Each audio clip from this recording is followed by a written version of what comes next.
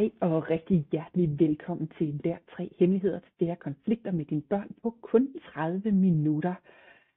Jeg er sikker på, at du er her, fordi at du rigtig gerne vil opleve et mindre pres i hverdagen i forhold til dine børn.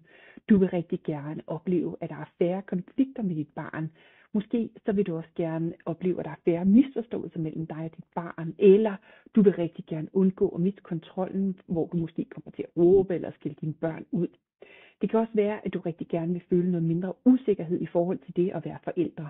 Og måske så vil du rigtig gerne undgå den her dårlige samvittighed over, at du igen måske ikke fik håndteret dit barns udfordringer hensigtsmæssigt. Det kan selvfølgelig også være, at du vil undgå, at familielivet ligesom crasher, og at du har for mange diskussioner med din partner om for eksempel, hvordan I skal takle jeres børns udfordringer.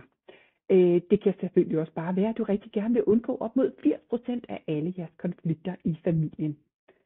Eller også så er det fordi, du gerne vil have noget mere viden og en større forståelse af dit barn.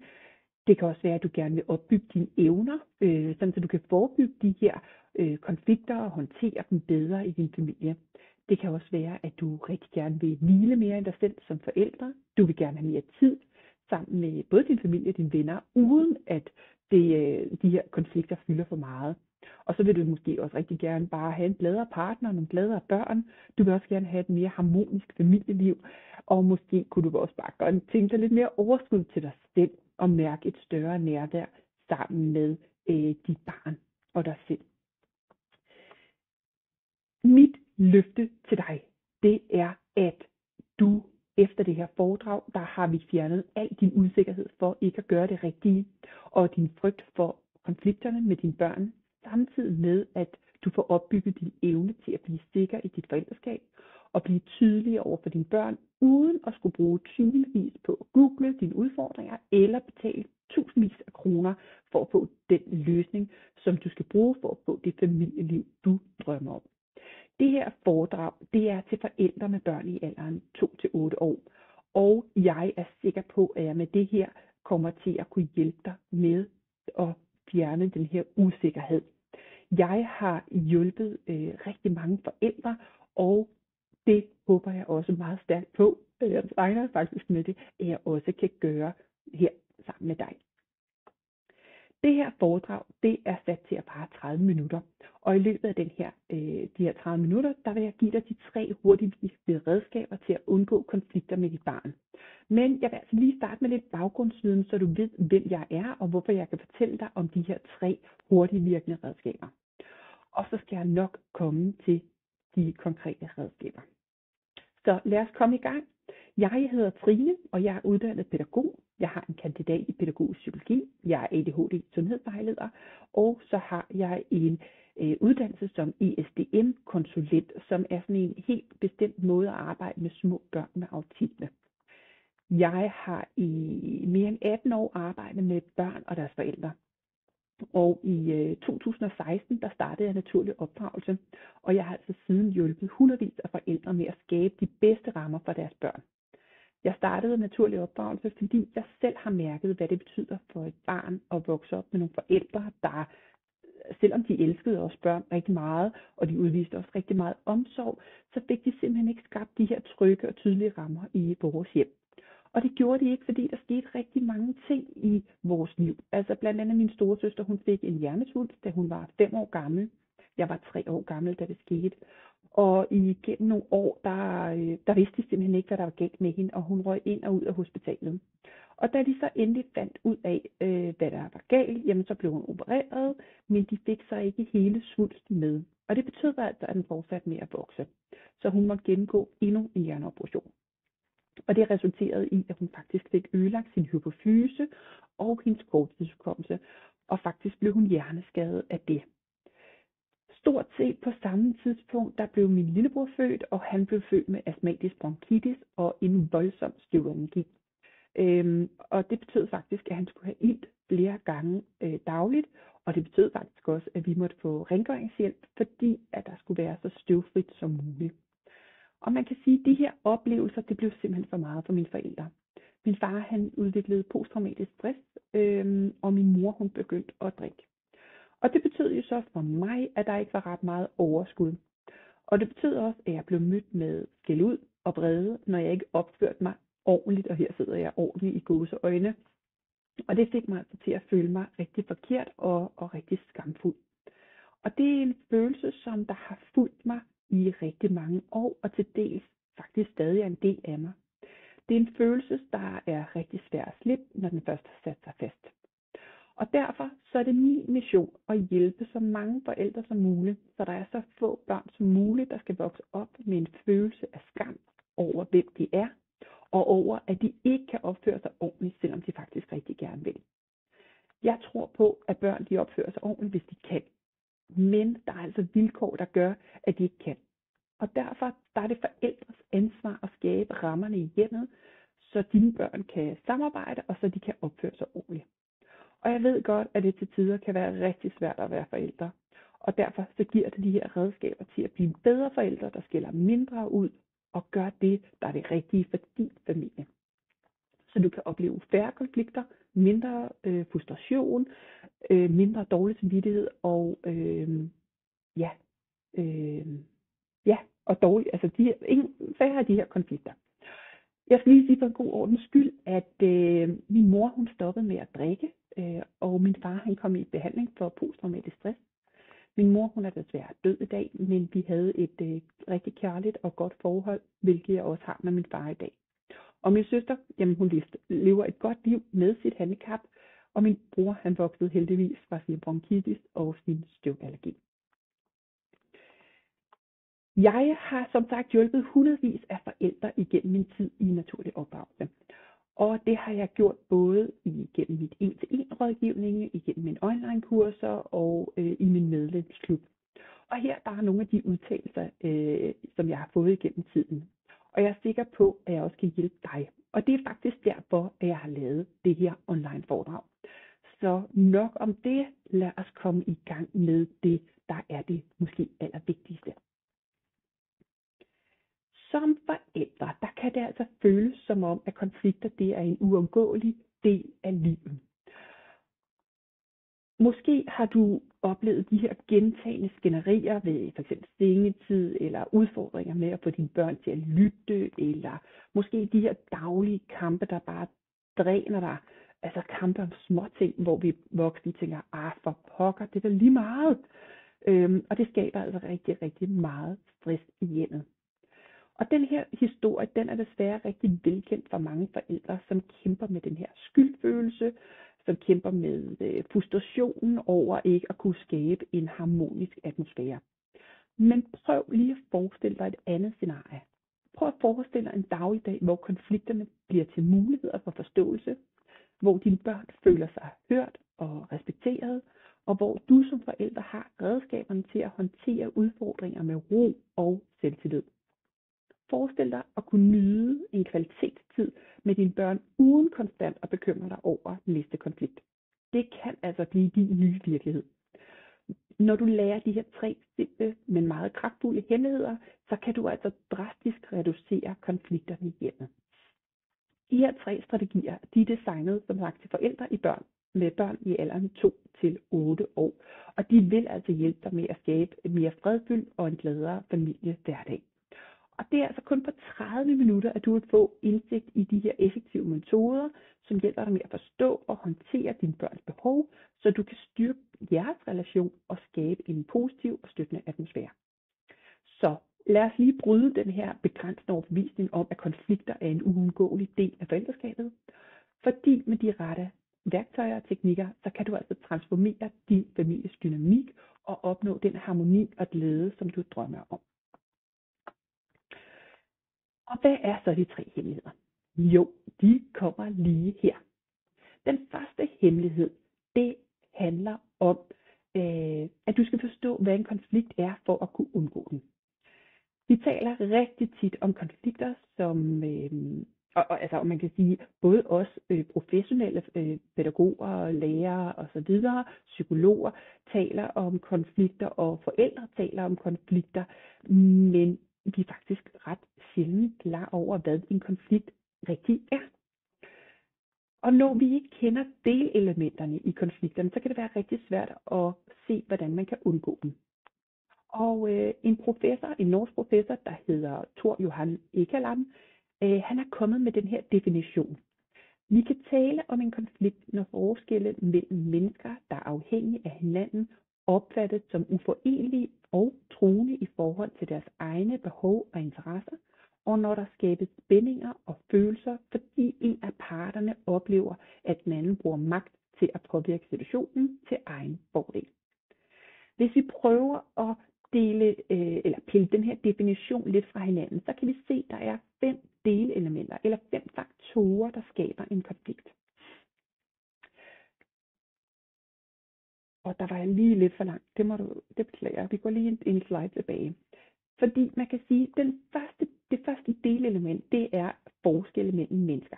Altså, at vi har forskellige synspunkter. Og det er et af de steder, en konflikt ofte starter. Du ser verden gennem dine øjne, og dit barn ser verden gennem hans øjne. Og hvis du ikke formår, eller dit barn ikke formår at se dit synspunkt, så opstår der altså en konflikt. Nummer 2, det er mennesker, som er afhængige af hinanden. Altså at vi enten er emotionelt, fysiologisk eller økonomisk afhængige af en anden. Dit barn er afhængig af dig. Og derfor så står du i en position, hvor du har overtaget. I pædagogverdenen, der taler vi om definitionsmagten. Og det skal forstås som, at de voksne afgør, hvad der er godt og skidt, acceptabelt og uacceptabelt. Og derfor er voksne i en magtfuld position over for børn, når det gælder børn eller barnets egne oplevelser. Det tredje delelement, det er uforenelig eller truende i forhold til egne behov eller interesser. Altså, at den anden parts behov enten truer eller er uforenelig med egne behov og opfyldelse af de her. Det skal forstås som, at det krav, du stiller, ikke er forenelig med dit barns behov, og når du kræver en bestemt ting, som går mod dit barns behov, jamen så truer det muligheden for at få opfyldt det her behov.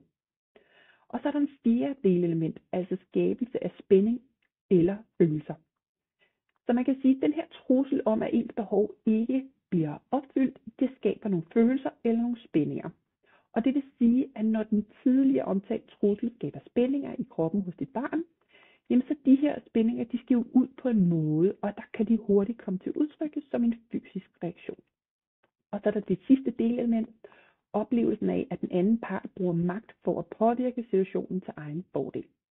Altså, at der bliver brugt enten psykisk eller fysisk magt til at påvirke situationen.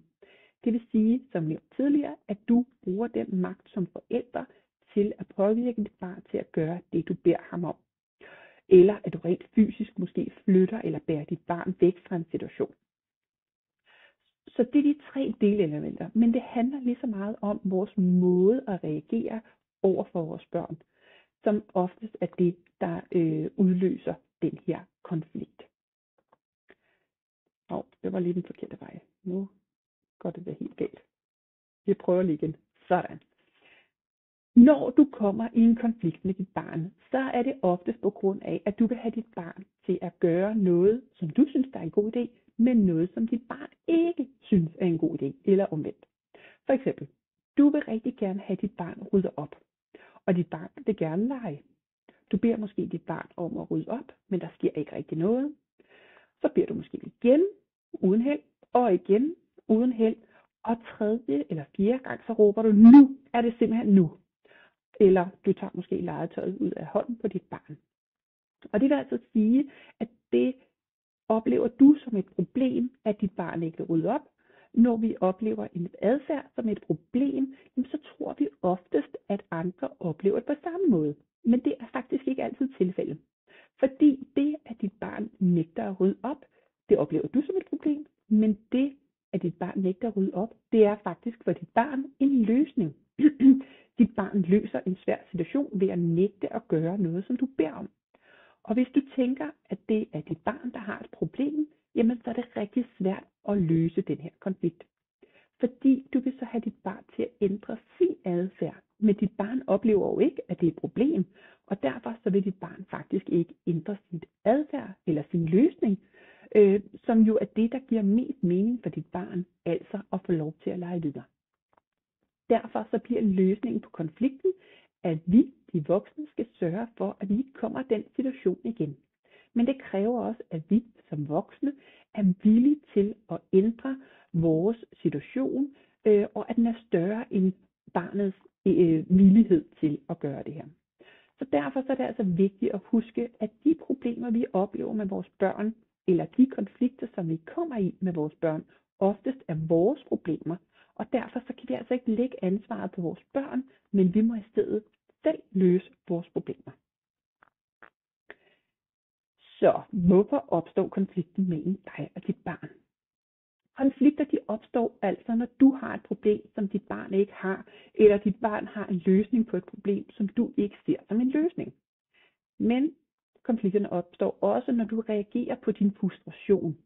Når vi beder vores børn om noget, og de ikke hører efter, så reagerer vi oftest med først tålmodighed, så irritation, så frustration, og så vrede og måske afmagt. Når man reagerer på frustrationerne med vrede eller afmagt, så betyder det, at man har nået det, der hedder metodeloftet. Vi har altså prøvet alt, hvad vi har i vores rygsæk, og nu virker der ingenting, der virker, så rammer vi metodeloftet. Du er altså nået til det punkt, hvor du ikke ved, hvad du skal gøre, og derfor så overtager dine følelser, og du reagerer på dem, i stedet for at reagere med din hjerne. Og det vil altså sige, at når du går fra at have en rationel forældrestil til at have en følelsesmæssig forældrestil, så bliver det faktisk en farlig cocktail, når det handler om konflikter. For når du reagerer på følelserne, så optrapper du i konflikten, og det bliver nu en kamp, hvor det handler om at vinde. Hvorfor du ser dit barns adfærd, eller hvordan du ser dit barns adfærd, det fortæller altså meget om din forældrestil. Ser du konflikten som en, der er opstået, fordi dit barn er provokerende, ikke hører efter, eller som noget, dit barn er skyld i, ja, så kan man sige, så lægger du altså ansvaret over på dit barns skulder. Så har du, som man kalder en ansvarsfralæggende forældrestil. Det er en forældrestil, som jeg oftest oplever hos forældre, der selv er blevet opdraget af forældre med samme forældrestil. Forældre, der endnu ikke har lært at tage ansvar for deres egen påvirkning af konflikten, og derfor endnu ikke kan se, at de har en stor procentdel af ansvaret for, at konflikten opstår. Og det hænger meget godt sammen med, at du som forælder ikke kan se, at dit barn ikke har et problem, men at dit barn har en løsningsmodel. Heldigvis kan du ændre din måde at se dit barns adfærd på, som vi kommer ind på mere lidt senere. Så konflikter lærer dig heldigvis noget om, hvor og hvornår konflikterne opstår. Altså hvad der udløser konflikten hos dig eller hos dit barn. Og når du ved, hvad der udløser konflikten, så kan du være på forkanten. Du kan altså lære af konflikten, så du kan undgå den i fremtiden. Desværre oplever jeg rigtig mange forældre og pædagogiske personaler, der er så bundet af deres forældrestil, eller at de faktisk ikke tænker over, hvornår og hvorfor konflikten opstår. De fortsætter bare med at bruge de samme sætninger, de fortsætter med at stille de samme krav, og de fortsætter med at skabe de samme konflikter. Men det kan altså gøres anderledes.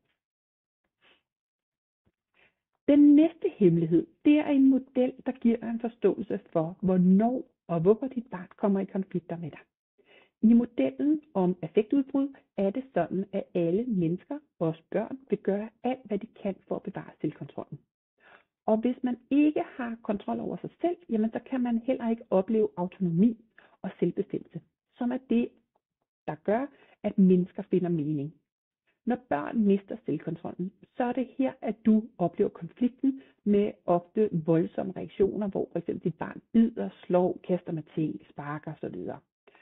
Dit barn vil altså opleve, at der opstår et kaos inde i sig selv, og den her voldsomme handling eller adfærd opstår af sig selv på en eller anden måde.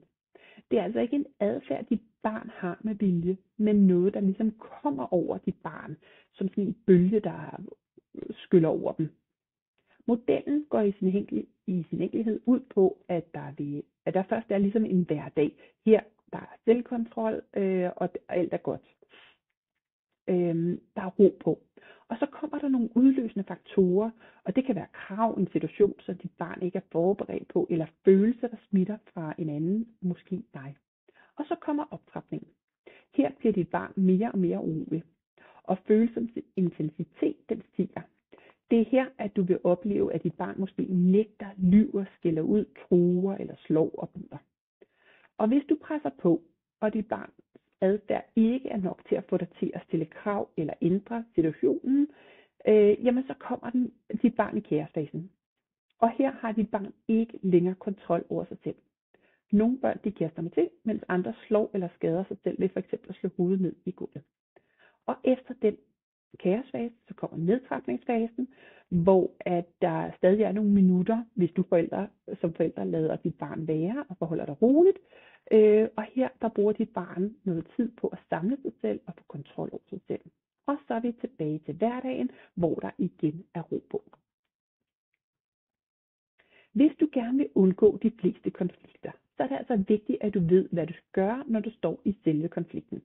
Og derfor så har jeg lavet FSS-metoden, som står for forebyggelse, stop op og samle op. Og det er den sidste hemmelighed. Det er en metode, som du kan bruge, når du mærker, at du er ved at komme ind i en konflikt med dit barn, som oftest ender med, at han eller hun reagerer uhensigtsmæssigt. Den bygger på affektudbrudsmodellen, hvor forebyggelse klart er at foretrække frem for at ende i en konflikt. Og den ser sådan her ud. Her der handler det om, at du før konflikten skal dæmpe dine egne store følelser. Du skal prøve at se, om du kan undgå den her dominerende øjenkontakt. Du skal tale roligt, og du skal tage den tid, det kræver. Jeg ved godt, det lyder meget nemt, når jeg siger det her, og det står på papiret, men i virkeligheden kan det være rigtig svært, særligt hvis vi står og skal ud af døren om morgenen. Så kan du prøve at se, om du kan aflede, altså flytte fokus fra følelsen. Og hvis dit barn flytter sig fra dig, så flyt dig selv tilsvarende væk fra dit barn. Prøv at se, om du kan stå skråt over for dit barn ved kravsætningen, og sætte dig ned, hvis dit barn bliver urolig. Og så prøv at undgå at markere dig fysisk og smitte dit barn med din ro. Alt det her, det er med til at undgå optrapning, altså undgå at sende dit barn over i kaosfasen. Det sker, at børn kommer over i kaosfasen. Jeg plejer at sige, at 80% af alle konflikter kan vi undgå, men de sidste 20, de vil stadig opstå, fordi vi er mennesker, børn er mennesker, der er omstændigheder, vi ikke kan være herover. Så når konflikten opstår, så er det vigtigste, du kan gøre, det er at vente. Det er oftest nok. Få fjernet søskende og andre omkring barnet, så der er plads til ro. Du må gerne lade dit barn være alene, men være tæt på og til rådighed. Undgå og tal til dit barn, undgå at tilbyde trøst eller komme med en masse ord. Her der er det rigtig vigtigt, at du bare er til stede. Hvis du har brug for at sige noget, kan du sige men mærk efter, at børn er forskellige. Rigtig mange børn de reagerer voldsomt på, at der kommer lyde, så derfor prøv at lade være.